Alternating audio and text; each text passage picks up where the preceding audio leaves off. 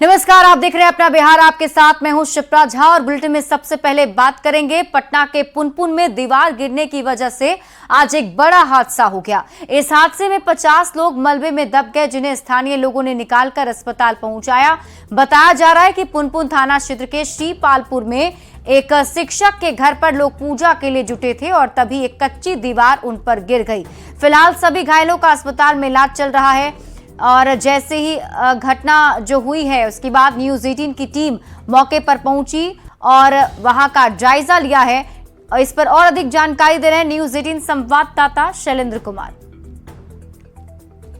के श्रीपालपुर गांव की हम तस्वीर दिखा रहे हैं, जहां एक घर का छत गिरने के कारण तकरीबन 20 से 25 लोग गंभीर रूप से घायल हो गए। ग्रामीणों के अनुसार यहां पर कोई पूजा पाठ चल रहा था। बड़ी संख्या में महिलाएं, गांव के बच्चे यहां पर मौजूद थे और अचानक से छत जो है वो गिर पड़ा। हालांकि गांव के लोगों का कहना है कि पहले से ही छत जो है वो गिरने के जैसा लग रहा था।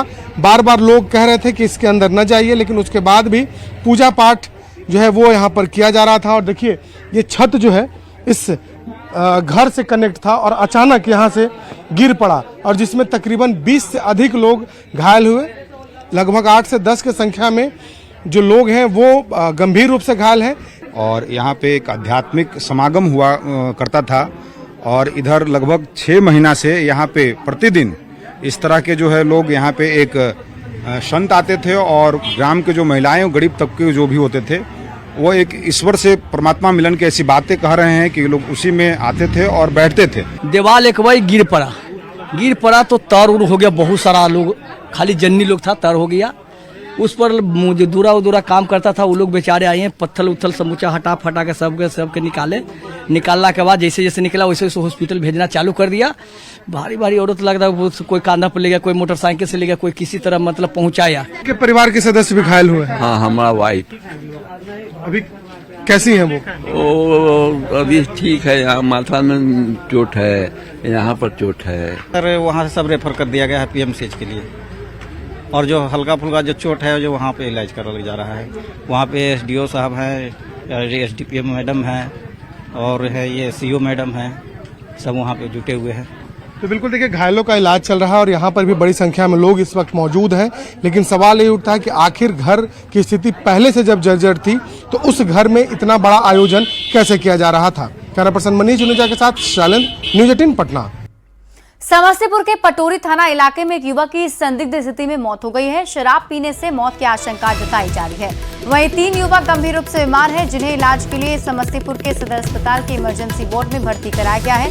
मृतक मोनू कुमार पटोरी थाना के चेकसलेम गांव का रहने वाला था। एक बीमार युवक ने शराब पीने की बात भी कबूल की है। पूरे मामले की और अधिक जानकारी दे रहे हैं न्यूज़ 18 संवाददाता मुकेश कुमार। कैसे, कहाँ से क्या किया, पूरी बात बता। जैसे वो लोग पी रहे थे बैठ के, तो हमको फ़ोन करके बुलाया, बोला कहाँ है, आ जाओ। हाँ। और तो गए तो दारू पी रहा था तो पिए। अच्छा। अब पी, शराब कहाँ से लाए?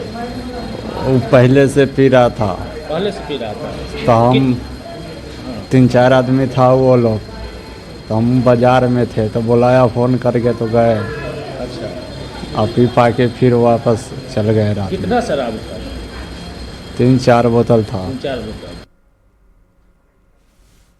10 लाख रुपए घूस लेने के मामले में गिरफ्तार income tax commissioner Santosh Kumar समेत सभी 5 आरोपियों की सीबीआई की विशेष अदालत में पेशी हुई। पेशी के दौरान सीबीआई के वकील ने सभी आरोपियों को 5 दिनों के लिए रिमांड पर देने की अर्जी लगाई थी, जिसे कोर्ट ने मंजूर करते हुए संतोष कुमार समेत सभी आरोपियों को 5 दिनों की सीबीआई रिमांड पर सौंप दिया। जिसके बाद बचाव पक्ष के वकील ने रिमांड का विरोध किया। बचाव पक्ष के वकील की दलील सुनने के बाद सीबीआई कोर्ट के स्पेशल जज अविनाश कुमार ने सीबीआई की अर्जी को रद्द करते हुए सभी 5 आरोपियों को 14 दिन के लिए न्यायिक हिरासत में भेज दिया है। 14 दिन बाद सभी को सीबीआई के कोर्ट में पेश किया जाएगा।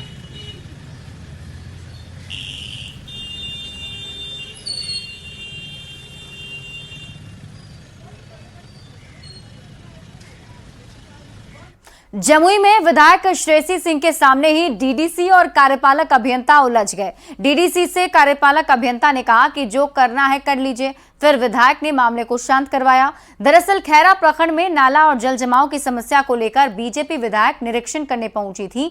मौके पर डीडीसी को बुलाया गया था, लेकिन निरीक्षण के दौरान समस्या का हल निकालने की बजाय दोनों अधिकारी आपस में उलझ गए।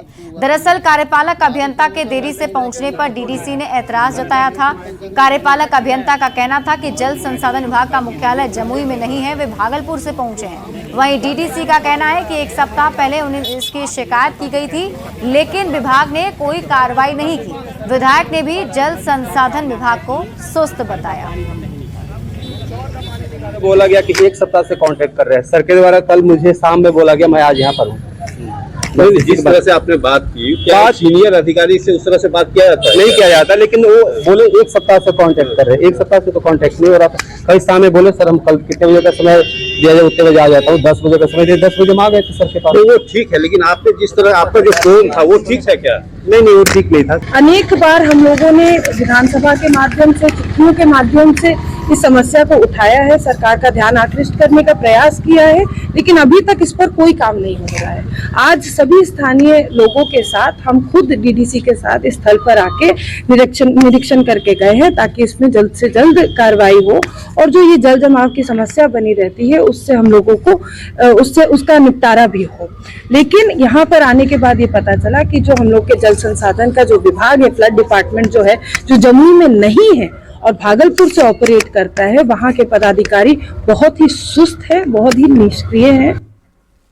बिहार के श्रम संसाधन मंत्री ने विभाग की ओर से चल रही योजनाओं की जानकारी देते हुए कहा है कि पटना समेत 3 जिलों में 10 लाख से ज्यादा का घर बनाने पर सेस वसूला जाएगा। कुल राशि का 1% सेस चार्ज लगेगा और GIS के जरिए मकानों की पहचान होगी। मंत्री ने कहा कि बिहार में 60 ITI को सेंटर ऑफ एक्सीलेंस बना लिया गया है। मुख्यमंत्री नीतीश कुमार जल्द ही इसका उद्घाटन भी करने वाले हैं। श्रमिकों के कल्याण के लिए किए जा रहे कार्य में बिहार राज्य प्रवासी मजदूर दुर्घटना अनुदान राशि, बिहार राज्य के बाहर विदेशों में असंगठित क्षेत्र में काम करने वाले मजदूर के दुर्घटना के कारण हुई मृत्यु की दशा में उनके आश्रितों को दी जाने वाली राशि पहले की अपेक्षा इस बार वृद्धि की गई है। मृत्यु की दशा में 1 लाख से बढ़ाकर 2 लाख रुपया किया गया है। राज्य के औद्योगिक प्रशिक्षण संस्थानों में इंडस्ट्री मॉडर्नाइज करने के लिए प्रत्येक औद्योगिक प्रशिक्षण संस्थानों में टाटा टेक्नोलॉजी के सहयोग से सेंटर ऑफ एक्सीलेंस बनाए जाने की नियमित इकदाम किया गया है। इसके तहत संस्थानों में 23 तरह ट्रेड के 23 ट्रेड जैसे इलेक्ट्रॉनिक्स हो गया, प्रिंट वाला हो गया, सिविल हो गया और कई ऐसे हमारे जो ट्रेड है, 23 तरह के ट्रेड की पढ़ाई होती है, जिसमें रोबोट का भी अब हम लोग शिक्षा देने जा रहे हैं। वर्तमान के प्रथम चरण में 60 औद्योगिक प्रशिक्षण सेंटर ITI के टाटा ने बना के तैयार कर दिया है। उसका उद्घाटन करना है। माननीय मुख्यमंत्री जी से उद्घाटन के लिए हम लोग फाइल बढ़ा भी दिए हैं। जैसे ही सहमति मिलेगी तो सेंटर ऑफ एक्सीलेंस का हम लोग उद्घाटन भी कराएंगे। बिहार में पुल पुलिया के नियमित रखरखाव और सिंचाई के लिए समय से नियमित जल प्रबंधन कराने के लिए जल संसाधन विभाग ने 6 नई SOP तैयार की है। जल संसाधन मंत्री विजय कुमार चौधरी ने विभाग की तैयार की गई 6 नई मानक संचालन प्रक्रिया यानी SOP का विमोचन किया है। इस दौरान उन्होंने कहा कि SOP के अनुरूप काम होने से बाढ़ से सुरक्षा के साथ साथ नहर सिंचाई से संबंधित कार्यों का क्रियान्वयन और तेज गति से हो सकेगा। SOP बनाने की सबसे बड़ा मकसद होता है कि जिस समय जैसी परिस्थिति उत्पन्न हो वो हमारे चाहे मुख्यालय या सारे क्षेत्रीय अधिकारियों को ये पता होना चाहिए कि कैसी स्थिति में हमको क्या करना है। और SOP बना के अगर विभाग ने सभी अधिकारियों को सेंसिटाइज कर दिया है तो इसका मतलब होता है कि वो अपने क्षेत्र में उस मानक के हिसाब से निर्णय लेने के लिए स्वतंत्र हैं या ऑलरेडी उनको सैंक्शन अवेलेबल। एसटीईटी परीक्षा के रिजल्ट से जुड़ी बड़ी खबर आपको बता दें, 7 सितंबर तक जारी होगा एसटेट का रिजल्ट। अभ्यर्थियों का इंतजार अब जल्द ही खत्म हो जाएगा। बीएसईबी ने दोनों पेपर का रिजल्ट लगभग तैयार कर लिया है। 18 मई से 29 मई तक पेपर 1 की परीक्षा हुई थी और 11 जून से 20 जून तक पेपर 2 की परीक्षा ली गई थी।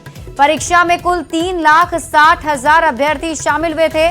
आगामी शिक्षक बहाली यानी TRE 4 में शामिल हो सकेंगे पास होने वाले अभ्यर्थी।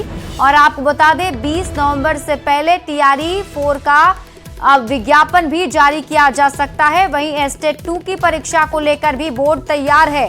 नवंबर के फर्स्ट वीक तक एसटेट 2 की परीक्षा भी ली जा सकती है।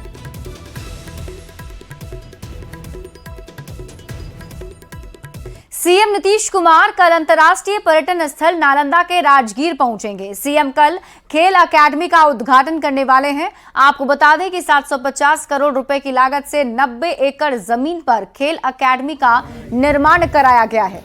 यहां athletic track, football stadium, hockey turf stadium, swimming pool भी है। इसी के साथ basketball, volleyball, handball, lawn tennis, कुश्ती के साथ ही कबड्डी, बैडमिंटन, तीरंदाजी, शूटिंग, टेबल टेनिस, तलवारबाजी, जूडो, कराटे सहित दूसरे खेलों के लिए इंडोर और आउटडोर स्टेडियम भी बनाया गया है।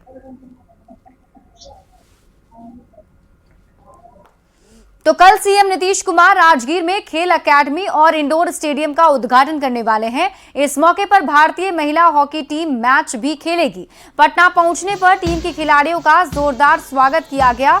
टीम के कोच हरेंद्र कुमार ने इसके लिए सीएम नीतीश कुमार का आभार भी जताया। उन्होंने कहा कि राज्य सरकार ने अच्छा काम किया है। बिहार में प्रतिभा की कोई कमी नहीं है और सरकार की इस पहल से खेल को लेकर बढ़ावा मिलेगा। स्टैंडर्ड का है तभी तो अंतर्राष्ट्रीय इंडियन टीम आई है इनॉग्रेट करने। और ये जो आपका सवाल है मेरे ख्याल से ये बहुत वाजिब था। बहुत देर से आया लेकिन बहुत अच्छा है और उस नगरी से आया जहाँ से विश्व को हम लोगों ने एक एजुकेशन में दिया। मेरे को आशा है कि अब हम स्पोर्ट्स में भी उसी तरह से सप्लाई करेंगे इंडिया के मेडल। मैं तहे दिल से धन्यवाद देना चाहता हूँ नीतीश कुमार जी का कि वर्ल्ड के मैप पे आज हॉकी का भी नाम और भारत की शेरनियाँ कल एक बहुत अच्छा मुजाहिरा करेंगी। तो नीतीश साहब को और पूरे बिहार सरकार को मैं तहे दिल से धन्यवाद देना चाहता हूँ। जेडीयू के पूर्व एमएलसी मनोरमा देवी और उनके बेटे रॉकी यादव को जान से मारने की धमकी दी गई है। अज्ञात अपराधियों ने धमकी भरा पत्र पूर्व एमएलसी को भेजा है। मनोरमा देवी ने रामपुर थाने में इसको लेकर एक मामला भी दर्ज करवाया। बताया जा रहा है कि 26 अगस्त को मनोरमा देवी के घर 2 अलग अलग लिफाफा स्पीड पोस्ट के जरिए पहुंचा, जिसमें धमकी भरा संदेश लिखा था। स्पीड पोस्ट भेजने वाले का नाम पटना के राजेंद्र नगर के सुशील कुमार के नाम से आया था। पटना जीपीओ से ये लेटर स्पीड पोस्ट किया गया है। मामले पर और अधिक जानकारी दे रहे हैं न्यूज़ 18 संवाददाता एलन लीली। जदयू के पूर्व एमएलसी मनोरमा देवी और उनके पुत्र रॉकी यादव को जान से मारने की धमकी दिया गया है। बता दें कि पिछले दिनों जो मनोरमा देवी के घर पर स्पीड पोस्ट के जरिए जो है एक धमकी भरा पत्र आया है।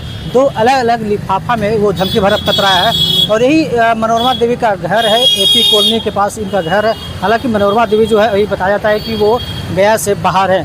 फिलहाल पूरे मामले की जांच में जुटी हुई है पुलिस और रामपुर थाना में इसके अज्ञात के खिलाफ जो है वो मामला दर्ज कराया गया है। बताया जाता है कि 24 तारीख को पटना के जीपीओ से एक वहां पर स्पीड पोस्ट हुआ था, जो आज जो 26 तारीख को यहाँ यानी कि मनोरमा देवी के घर पर वो स्पीड पोस्ट पहुंचा था। फिलहाल इस मामले को लेकर के पुलिस जो है इस जांच में जुटी गई है और मनोरमा देवी के द्वारा रामपुर थाने में अब मामला दर्ज कराया गया है। फिलहाल पुलिस पूरे मामले की छानबीन जुट गई है।